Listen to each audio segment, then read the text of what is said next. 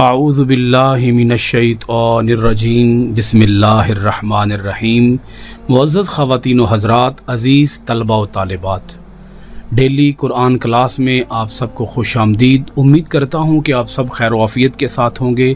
آج کا ہمارا سبق سورۃ البقرہ دوسرا پارہ آیت نمبر 255 اور یہ آیت الکرسی ہے۔ لفظی ترجمہ سماعت فرما لیں، اس کے بعد ہم با محاورہ ترجمہ اور تفسیر کی طرف آئیں گے۔ اللہ اللہ، لا نہیں الہ معبود الا سوائے ہوا اس کے، الحی زندہ، القیوم تھامنے والا، قائم رکھنے والا، لا نہیں تأخذو آتی ہو اسے، سینتن اونگ، ولا اور نہ نومن نیند، لہو اسی کا ہے، ما جو، فی السماواتی آسمانوں میں، وما اور جو، فی الارض زمین میں، من ذا کون ہے جو، الذی وہ جو، یشفع سفارش کرے، عندہ اس کے پاس،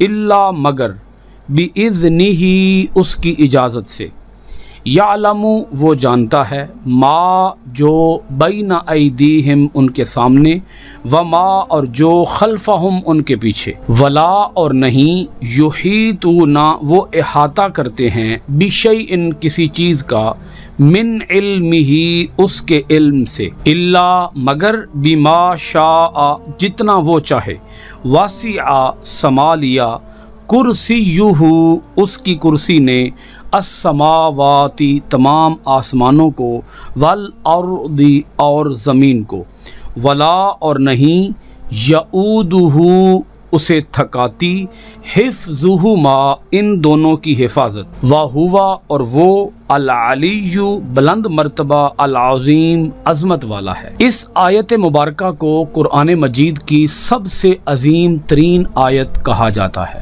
آیت مبارکہ کے آغاز میں ہی اللہ پاک نے یہاں اپنے ذاتی نام کا ذکر کیا ہے۔ اللہ تعالیٰ کی تمام صفات جو متعدد صفاتی ناموں میں الگ الگ پائی جاتی ہیں، وہ تمام کی تمام صفات اللہ کے نام کے اندر، لفظ اللہ کے اندر موجود ہیں۔ اللہ لا الہ الا ہو، اللہ پاک نے سب سے پہلے اپنی معبودیت کا اظہار فرمایا ہے کہ میں معبود ہوں، اور میں ایسا معبود ہوں کہ میرے سوا اور کوئی عبادت کے لائق نہیں ہے۔ لفظ الہ کو تھوڑا سا یہاں ایکسپلین کر دوں کہ الہ کا معنی صرف اور صرف معبود نہیں ہے، الہ کا معنی حاکم حقیقی بھی ہے، الہ کا معنی محبوب حقیقی بھی ہے۔ الہ اس ذات کو کہا جاتا ہے کہ جس ذات کے سوا کسی اور کا ڈر نہیں ہونا چاہیے۔ الہ اس ذات کو کہا جاتا ہے کہ جس کے سوا اور کسی سے محبت نہیں ہونی چاہیے۔ تمام تر محبتیں الہ کے لیے ہیں، تمام تر چاہتیں الہ کے لیے ہیں، تمام تر عقیدتیں الہ کے لیے ہیں۔ ہر طرح کا خوف، یعنی جس سے ہمیں ڈرنا چاہیے، وہ صرف اور صرف الہ کی ذات ہے۔ الہ کے سوا ہمیں اور کسی سے ڈرنا بھی نہیں چاہیے، الہ کے سوا ہمیں اور کسی کا حکم نہیں ماننا چاہیے، اس الہ کے سوا اور کسی سے ہمیں حقیقی محبت نہیں ہونی چاہیے۔ سب سے بڑھ کر جو محبت ہے وہ الہ کے ساتھ ہونی چاہیے، اور پھر الہ جس سے محبت کا حکم دے، ہمیں اس سے محبت ہونی چاہیے۔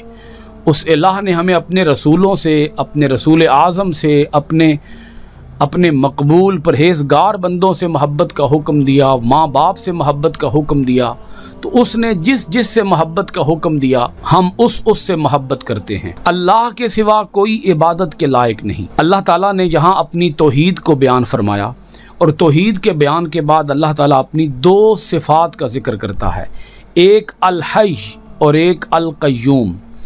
حی کا معنی ہے کہ وہ زندہ ہے، اور وہ ایسے زندہ ہے کہ اسے کسی اور نے زندہ نہیں کیا، اسے زندگی کسی اور نے نہیں بخشی۔ اس جہان کے اندر جس کے پاس زندگی ہے وہ اللہ تعالیٰ کی عطا کردہ ہے، لیکن اللہ کے پاس جو زندگی ہے وہ اس کی ذاتی ہے، اسے کسی نے زندگی دی نہیں ہے۔ القیوم، ایک تو وہ خود زندہ ہے اور پھر وہ سب کو زندہ رکھنے والا ہے، سب کو قائم رکھنے والا ہے، سب اپنی بقا میں اور اپنے قیام میں اس کے محتاج ہیں۔ وہ اپنی بقا میں اور اپنے قیام میں کسی اور کا محتاج نہیں ہے۔ وہ ایسا قائم ہے کہ وہ اپنے قائم ہونے کے لیے کسی کا بھی محتاج نہیں ہے، سب اس کے محتاج ہیں قائم رہنے کے لیے، زندہ رہنے کے لیے۔ وہ جب تک چاہتا ہے کسی کو زندہ رکھتا ہے اور وہ جب چاہتا ہے وہ موت طاری کر دیتا ہے۔ القیوم، وہ زندہ رکھنے والا ہے، وہ قائم رکھنے والا ہے، وہ اس سارے جہان کو قائم رکھے ہوئے ہے، اس جہان کا خالق بھی ہے اور اس جہان کو وہ چلا بھی رہا ہے۔ لا تأخذہ سنۃ ولا نوم، اسے نہ تو اونگ آتی ہے اور نہ ہی نیند آتی ہے۔ اب اونگ کیا چیز ہے؟ نیند کا جو آغاز ہے وہ اونگ سے ہی ہوتا ہے۔ الحی اور القیوم کے اندر اللہ تعالیٰ کی صفات کمال کا بیان ہے۔ لا تأخذہ سنۃ ولا نوم کے اندر اللہ تعالیٰ کے نقائص سے پاکی کا بیان ہے کہ اللہ تعالیٰ ہر نقص سے پاک ہے، ہر کمی، ہر کمزوری، ہر کجی سے پاک ہے۔ اگر کوئی شخص گاڑی چلا رہا ہو تو تمام جو مسافر ہوتے ہیں ان کی جانوں کا جو محافظ ہوتا ہے وہ ڈرائیور ہوتا ہے۔ اگر خود ڈرائیور کو ہی نیند آ جائے، اسے ہلکی سی اونگ بھی آ جائے تو وہ اپنی جان سے بھی ہاتھ دھوئے گا اور مسافروں کو بھی ہلاکت سے دوچار کرے گا۔ تو اللہ پاک نے فرمایا کہ میں یہ سارا جہان چلا رہا ہوں اور اکیلے چلا رہا ہوں، اور مجھے نہ کبھی اونگ آتی ہے نہ کبھی نیند آتی ہے۔ اگر اللہ تعالیٰ کو بھی معاذ اللہ نیند آ جائے یا ہلکی سی اونگ ہی آ جائے تو اس جہان کو چلانے والا کون ہوگا؟ اس جہان کو تھامنے والا کون ہوگا؟ اس جہان کو قائم رکھنے والا کون ہوگا؟ اللہ تعالیٰ اپنی صفات کے بیان کے بعد اپنی ملکیت بیان کرتا ہے کہ میں مالک ہوں۔ لہو ما فی السماوات و ما فی الارض، زمین و آسمان کا ہر ذرہ اللہ تعالیٰ کے ملک میں ہے۔ اللہ تعالیٰ اس کا مالک ہے اور تنہا مالک ہے، اس کی ملکیت کے اندر بھی دوسرا کوئی شریک نہیں ہے۔ اب یہاں یہ بات ذرا سمجھ لیں کہ اللہ تعالیٰ اپنی ان صفات کا بیان کیوں کر رہا ہے۔ یہود و نصارہ اور مشرکین کے ہاں جو غلط تصورات تھے توحید کے حوالے سے، اللہ تعالیٰ کی ذات کے حوالے سے، ان تمام تصورات کا، ان تمام باطل نظریات کا اللہ پاک رد فرماتا ہے بڑی خوبصورتی اور عمدگی کے ساتھ، بڑی وضاحت کے ساتھ، کیونکہ کسی نہ کسی طور پر یہود و نصارہ بھی کسی نہ کسی کو اللہ تعالیٰ کی ذات میں، اللہ تعالیٰ کی صفات میں، اللہ تعالیٰ کی صفات کے تقاضوں میں کسی نہ کسی کو شریک مانتے تھے۔ مشرکین مکہ بتوں کو اللہ تعالیٰ کی ذات میں شریک مانتے تھے۔ تو اللہ تعالیٰ فرماتا ہے کہ جب میں ہر چیز کا مالک ہوں، زندہ ہوں، سارے جہان کو قائم رکھنے والا ہوں، تو پھر کون ہے جو اللہ کی ہمسری کا دعویٰ کرے یا کسی کو اس کا ہمسر خیال کرے؟ اللہ تعالیٰ فرماتا ہے کہ سب اللہ کے بندے ہیں، ہر چیز اللہ کی ملک میں ہے۔ تو جب ہر چیز کا اللہ مالک ہے تو وہ کون ہوگا کہ جس کو اللہ تعالیٰ کے مقابلے میں لایا جا سکے؟ یہ پتھر بھی اللہ تعالیٰ کی ملک میں ہیں، اللہ تعالیٰ ان پتھروں کا بھی مالک ہے۔ تو جن پتھروں کا اللہ مالک ہے وہ پتھر اس کے مقابلے میں کیسے لائے جا سکتے ہیں؟ سورج اللہ تعالیٰ کی ملک میں ہے، اللہ تعالیٰ سورج کا مالک ہے، تو سورج کو اللہ کے مقابلے میں کیسے لایا جا سکتا ہے؟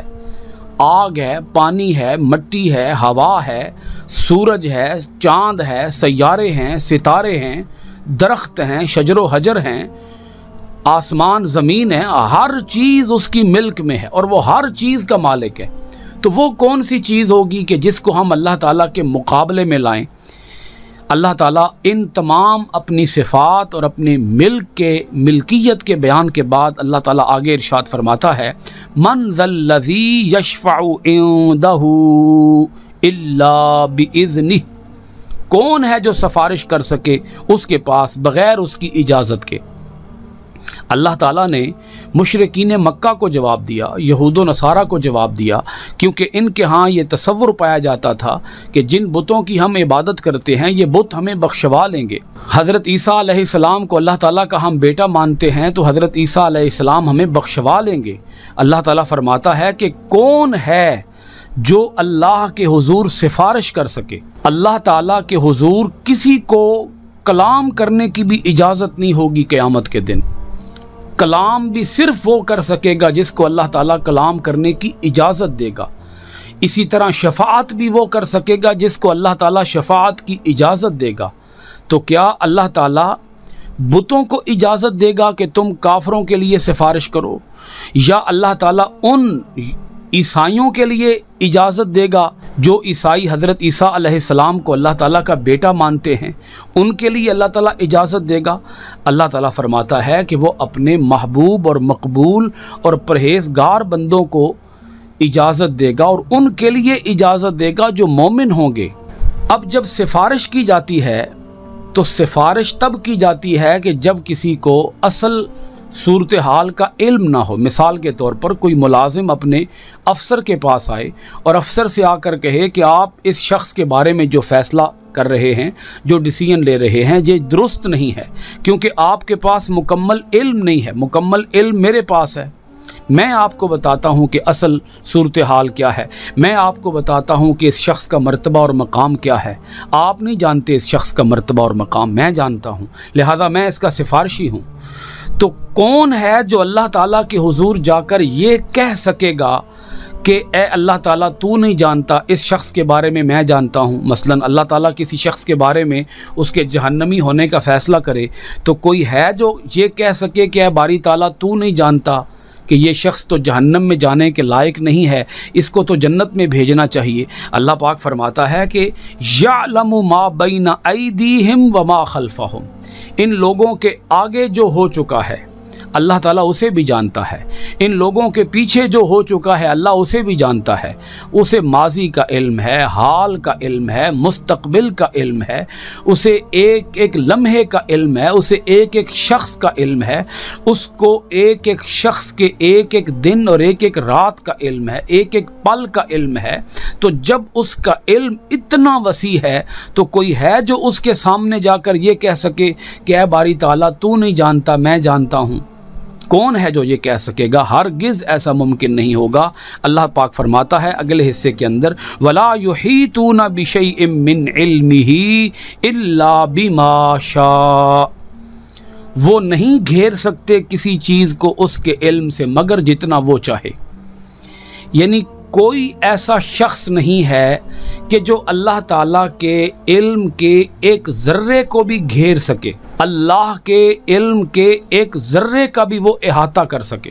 اللہ تعالیٰ کے علم کے اوپر کوئی حاوی نہیں ہو سکتا، اللہ کے علم پر کوئی غالب نہیں آ سکتا، کسی کا علم اللہ سے زیادہ نہیں ہو سکتا، اللہ کے علم میں سے کوئی ایک ذرے کے برابر بھی جان نہیں سکتا، مگر اللہ تعالیٰ جن کو چاہتا ہے، جن ہستیوں کے لیے چاہتا ہے، جن پیغمبروں کے لیے چاہتا ہے، اپنے جن محبوب مقبول پرہیزگار بندوں کے لیے چاہتا ہے، اللہ تعالیٰ انہیں جتنا جتنا علم چاہتا ہے اتنا اتنا علم اللہ تعالیٰ انہیں عطا کر دیتا ہے۔ یہاں اللہ تعالیٰ کے علم کا بیان ہو گیا، پھر آگے اللہ تعالیٰ بیان کرتا ہے اپنے اقتدار کو، اپنی بادشاہت کو، اپنے تخت کو بیان کرتا ہے کہ میرا جو تخت حکومت ہے وہ کتنا وسیع ہے۔ کیا کوئی ایسی چیز ہے کہ جو میری دسترس سے باہر ہو، میرے قابو سے باہر ہو، میرے کنٹرول سے باہر ہو؟ کیا کوئی ایسی چیز ہے جو میری بادشاہت سے باہر ہو؟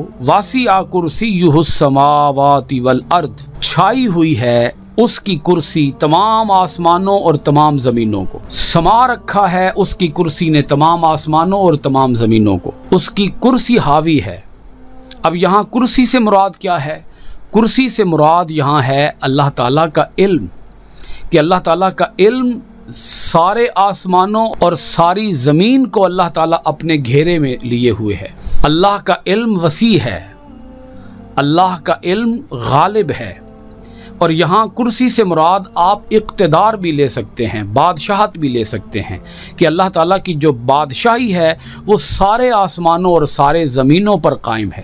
ایسا نہیں ہے کہ اس کی بادشاہی صرف آسمانوں پر ہے، یا ایسا بھی نہیں ہے کہ اس کی بادشاہی صرف زمین پر ہے، کہ زمین کے ایک حصے کا بادشاہ کوئی اور ہے اور زمین کے دوسرے حصے کا بادشاہ کوئی اور ہے۔ نہیں، وہی اکیلا بادشاہ ہے اور اسی کی بادشاہی ہر جگہ پر پھیلی ہوئی ہے، اس کی بادشاہی سے کچھ بھی باہر نہیں ہے۔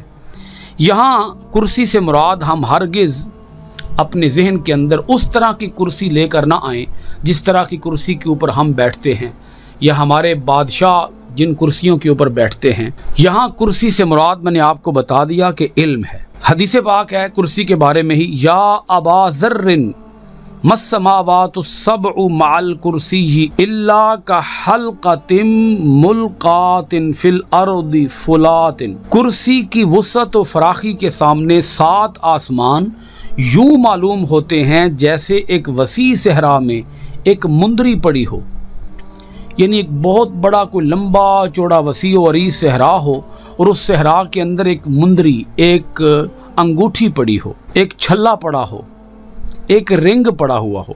اس کی کرسی کے سامنے ان 7 آسمانوں اور 7 زمینوں کی یہ حیثیت ہے جیسے ایک چھاپ پڑی ہو، ایک رنگ پڑا ہوا ہو۔ اللہ تعالیٰ کی یہ کرسی کی وسعت بیان ہو رہی ہے۔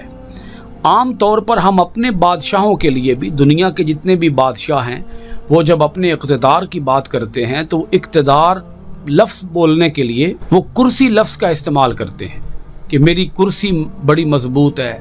مطلب کیا ہے اس کا؟ کہ میرا اقتدار بڑا مضبوط ہے۔ تو اللہ تعالیٰ اپنی کرسی یعنی اپنے اقتدار، اپنے علم کو بیان فرمانے کے لیے ارشاد فرماتا ہے وَسِعَ كُرْسِيُّهُ السَّمَاوَاتِ وَالْأَرْضِ۔ اب آگے سنیے گا وَلَا يَؤُودُهُ حِفْظُهُمَا، اور اسے نہیں تھکاتی ان دونوں کی حفاظت۔ وہ زمین کی اور آسمان کی حفاظت کر رہا ہے، ان کو قائم رکھنے والا ہے، ان کو اپنے کنٹرول میں، اپنے دستے قدرت میں رکھتا ہے، لیکن وہ تھکتا بھی نہیں ہے۔ ایسا نہیں ہے کہ وہ ان کی حفاظت سے ایک لمحے کے لیے بھی تھک جائے۔